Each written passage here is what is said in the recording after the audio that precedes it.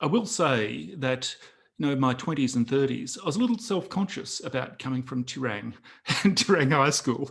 You know, later in life, as you establish yourself, then you're actually very proud of it. But I get it. In your 20s, you're unsure. You haven't really got the runs on the board. So it is really hard for young people in their 20s and early 30s before they get the reputation.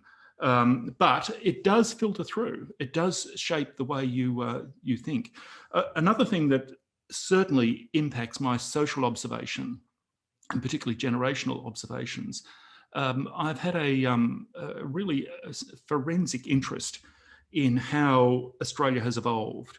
I was forever asking my parents about where they were when Darwin was being bombed. When did they hear of it? What was their response? And so understanding the minutiae of life from that time, and then seeing here is a significant world event, and here is how it played out in these small towns in Western Victoria.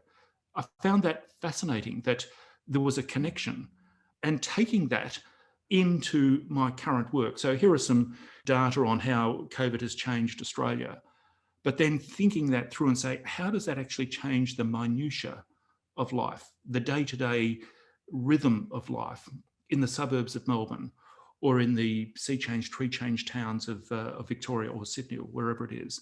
It's being able to offer an interpretation that I find creative and interesting and endlessly fascinating.